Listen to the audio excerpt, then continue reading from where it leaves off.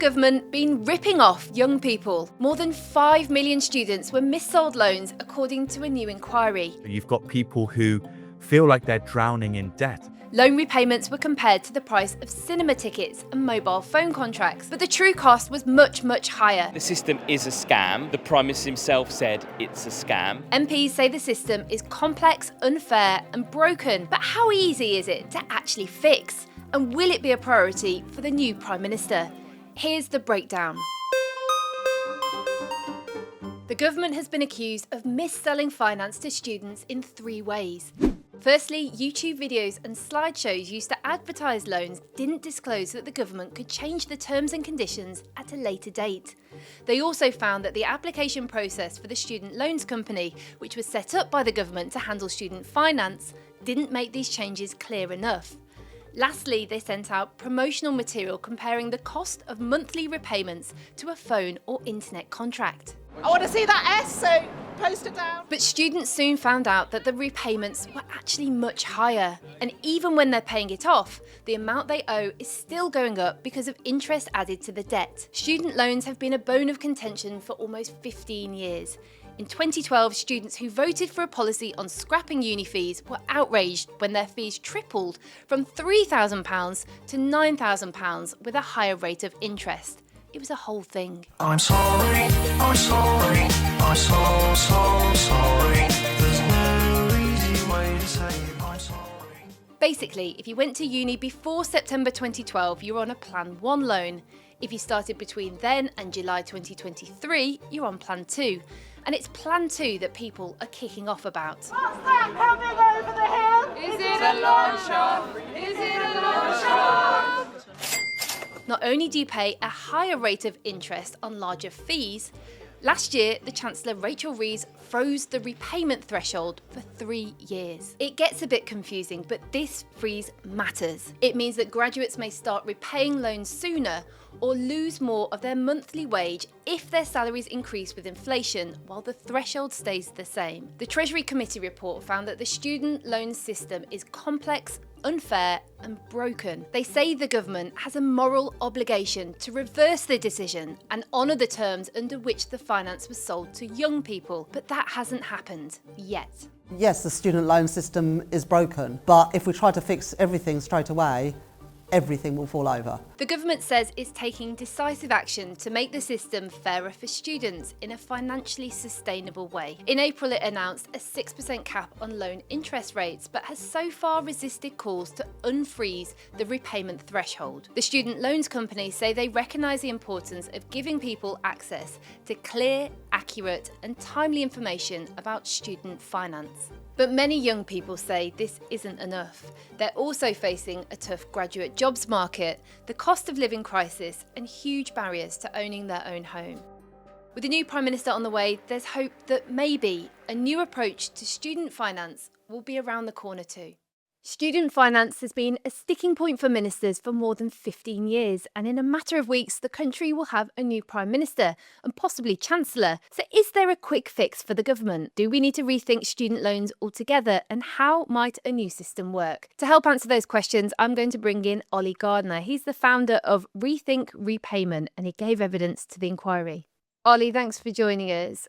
How has this gone so wrong? People are leaving university with debts over £50,000 now is the average, and they're paying them back on some quite difficult terms. So you can end up paying back 9% of your income above the threshold, which is about £29,000, towards your student loan. So everything you earn above that, 9% of it goes towards your student loan, which means that young people are really struggling to do things like buy houses and start families and save for retirement, which is really important to have a productive UK economy. And what the Treasury Select Committee, who are a really influential group of MPs, have said today, as a result of their inquiry into student loans, is that these loans were sort of missold to young people. So they weren't fully explained the terms of the loan. And successive governments have actually moved the goalposts on how they should be repaid, which is going to cost young people more. So that's one of the reasons why lots of graduates, there are nearly 6 million people with these loans, are really unhappy and are saying that this is really unfair and the government needs to change it. You gave evidence to that inquiry. What was your message to MPs? Yeah, so we're representing, tens of thousands of people who are supporting our campaign. And as I said, nearly 6 million people who have these Plan 2 loans. And we were telling those MPs that it's not fair that the government is able to retrospectively change the terms of the loan. So they said that we would repay in one way, and then they've gone against their word and they've changed it, which is going to cost young people more. So we made it really clear to those MPs that that's not acceptable. Actually, if a normal bank were to do that, they would be taken to court. But also that it's holding back a whole generation from being able to do things which our parents were able to do. We're the first generation that have left university with these massive student debts. Our parents didn't. My parents went to university for free. And so we're leaving with, tens and tens of thousands of pounds worth of debt, which is holding us back and stopping us from being able to invest in our futures. Do you think 18-year-olds, when they're deciding to go to uni, really understand what's ahead financially for them? I don't think they can. Lots of your listeners will know that in British schools, I don't think there's anywhere near enough financial education. You get taught, English and maths and biology and all those other subjects, which are important, but you don't necessarily get taught how the tax system works or how student loans work, for example. So I think it's really unreasonable to assume that 17 and 18-year-olds would have known what they were signing up for. And actually, lots of people, they didn't really have any other option. If they were told they needed to go to university and their parents weren't able to afford to pay for them to go up front, they had to take out these loans. So yeah, I think there are two elements. Firstly, we couldn't really have expected these 17 and 18-year-olds to understand at the time. But also, even if they did understand, the government shouldn't have been able to change the terms retrospectively, to change them after they'd committed to people repaying them one way. And that's, a really big problem and one of the key areas of unfairness with these loans. We hear a lot about Plan 1, Plan 2 agreements. Can you explain the difference between them and why Plan 2 is so unfair? Yeah, so which plan you're on sort of depends on when you started university, but also which country you're from. So if you go to university in Scotland, for example, you often end up paying a lot less in total to go to university compared to England and Wales. Plan 2 loans, you got one if you started university between 2012 and 2023. And then the Plan 5 loans are the more recent ones. So if you went to university after that. One of the key reasons that Plan 2 loans have been highlighted as unfair, and actually the Plan 5 loans do have sort of elements of unfairness in their terms, but the Plan 2 loans, you can be facing interest rates that are really high. So the amount of extra interest that's added to your loan each year can be really significant, which means that even when you're repaying your loan, you might even see your balance rising.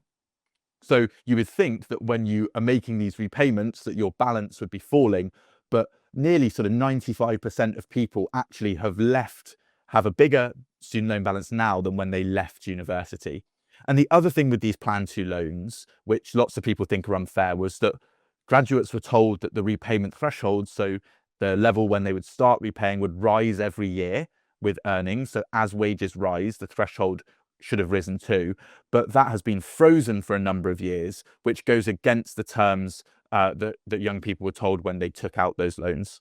Is that quite common then, that people are paying off their loans and yet the debt is going up? Yeah, really common. I mean, that's the vast majority of people, which is ridiculous. You have to be earning around £66,000 for your repayments to actually outweigh the interest added. Now, £66,000 for a young person is a lot of money. So yeah, as I said, 95% of people actually owe more now than they did when they left university, which just seems like a really outrageous system.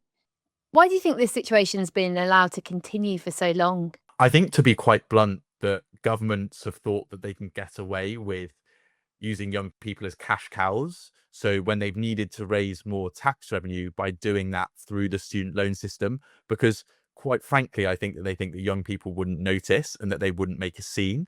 But obviously now the terms of the student loans have become so unfair that it's basically impossible to ignore. So I think that probably because young people tend to vote a bit less, and maybe are slightly less engaged in politics because maybe they haven't necessarily liked the politics that they have grown up with, that politicians have thought that they could sort of sweep this under the carpet and get away by raising more money from young people without them noticing. When did you first realise this unfairness even existed?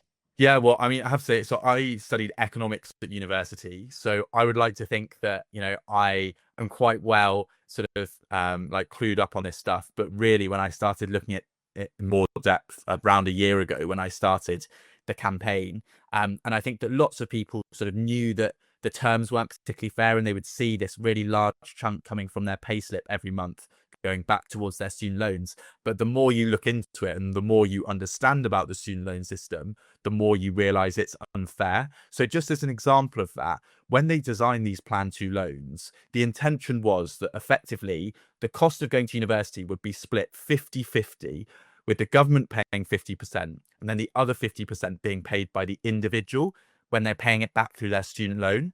But the last year of Plan 2 students that went to university ended up paying back 95, or will end up paying back 95% of the cost. So it was originally supposed to be 50-50, but now it's basically all shifted onto the individual, onto the student, which shows just how unfair the system's become. What do you think the solution is? I think there are a number of things that need to be done to make student loans fairer, but I think a really good starting point would be to raise the repayment threshold so that it was back to where it would have been had it risen each year as people were promised when they took out these loans. So that's the first thing around the repayment threshold. The second thing, as we spoke about earlier, interest rates can be really high on these loans. So we think that those need to be capped at CPI inflation, which is a measure of how quickly prices rise, and that would stop people's balances soaring even when they're making repayments. And the third thing that we think needs to happen is that the repayment rate, which is 9%, so that's the 9% of all of your income that gets taken above the repayment threshold, we think that 9% needs to come down to something more manageable, like 5%, so that young people have more money that they can save to buy houses and have kids and do all the important stuff that we need young people to be doing. And obviously there's going to be a new Prime Minister in the next few weeks. What would your message to them be? Presuming it's going to be Andy Burnham, which seems like, the most likely outcome, I think he really needs to make some urgent changes to this system. So that influential group of MPs, the Treasury Select Committee, have called on him to reverse the upcoming freeze of the repayment threshold, which is planned from 2027 to 2030. They've said that they have, Andy Burnham or whoever is Prime Minister has a moral obligation to do that, which is really a strong recommendation from this group of MPs. They don't normally go that strong. I think, he can't, young people have been ignored for too long in our politics, I think. And actually, now that they're really awake to the fact that they're getting ripped off by these student loans, it's only going to become a bigger issue further on down the line if he doesn't do anything about it. Were you happy with the report? Did it have that punch that you were hoping for? Yeah, I think it was really strong on how the student loans were missold. I thought that the committee did a really good job of explaining why that was the case. So I think they came down firmly on the side of young people. They called the system broken. They called the system unfair. So I think it's now really clear that something needs to be done urgently to fix them. How do young people feel about the way that government's treated them, past and present? I think that young people feel really angry, and rightly so. I'm one of those people. I think that, we want to work hard. We want to build a good life for ourselves, but that feels really difficult. Just as an example, house prices used to cost about 4 times the average income, and now they're up near 8 times the average income. So buying houses feels really difficult for young people. And so to have this burden of student loans on top of that means that lots of people feel like they're fighting a really uphill battle, and they're not able to do things like have children, which they really want, because it's so expensive. And we're saying that actually for the long-term future of the economy in the UK, that's a really bad thing, because you need young people to be having children.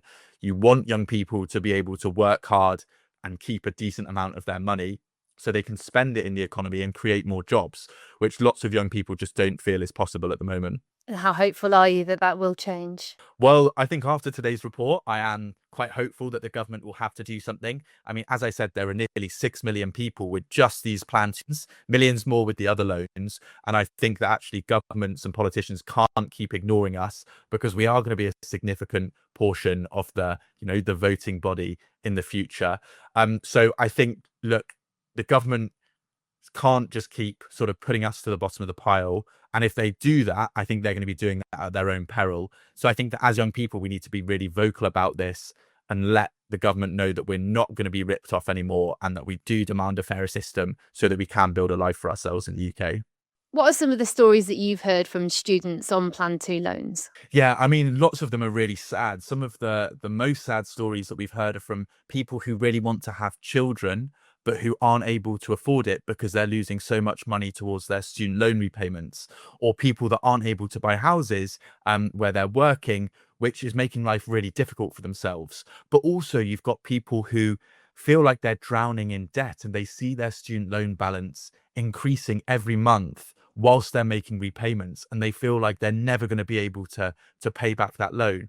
And that's particularly bad for people who are from low income households who had to borrow more to go to university because they didn't have the support from their families. So they have these really large balances which they see growing really, really quickly. And I think they feel really discouraged. And actually lots of people think, well, is it actually worth me working really hard because I'm losing so much of my money to tax into these student loan repayments? And I think that that's having a really damaging impact on people's work incentives in the UK.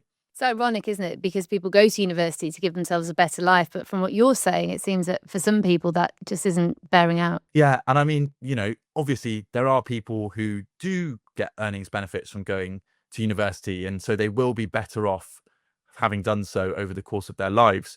But also, I don't think we should have a situation where NHS doctors might be paying back 2 to 3 times what they borrowed initially because the interest rates are so high. We want to encourage people to be doctors, to be teachers, to do these really important jobs in the UK. But actually, I think lots of them are finding the student loan repayments, really, really challenging. And that is not good for encouraging people to go into those professions.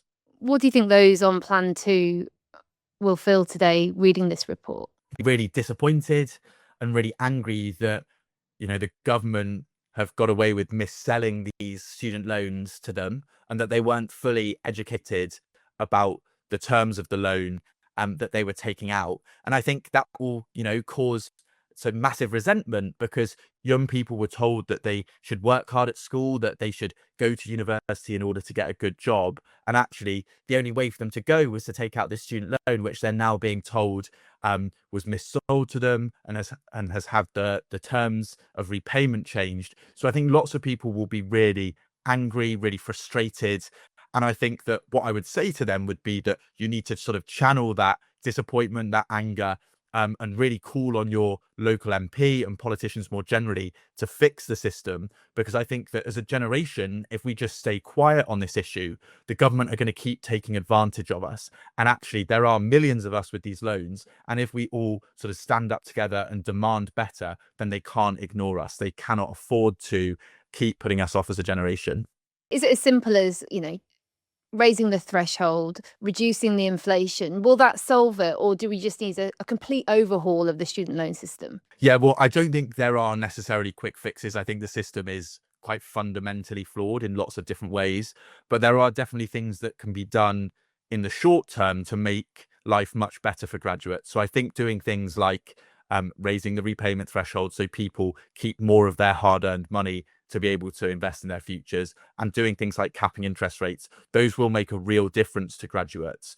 But the system is so badly flawed that I think the whole thing needs a really careful, sort of look over to work out how we can design a student loan system for future students that isn't going to be as damaging as the ones that we have now. What's the highest debt that you've heard of? Well, yeah, I think there are people with over £200,000, £300,000 worth of student debt, which is obviously an astronomical amount. And I mean, the sad thing about this is that often people who are from low income households will end up leaving with the biggest student loan balances because they had to borrow more to be able to go to university in the first place. And then the interest that is charged on their student loan will compound even quicker, which is when you not only pay interest on your loan, but you start getting charged interest on the interest that's already been added to your loan. So if you have a bigger balance because you had to borrow more to go to university, then you're going to see these huge balances. So you'll end up paying back far more than someone who was from a more privileged background.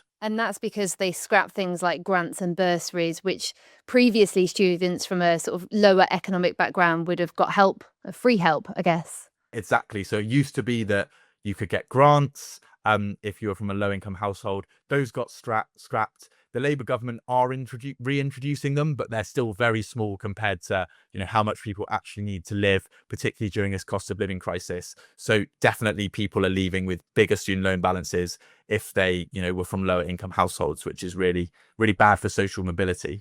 Thanks so much for joining us. No problem. That's the breakdown. Thanks for watching. See you next time.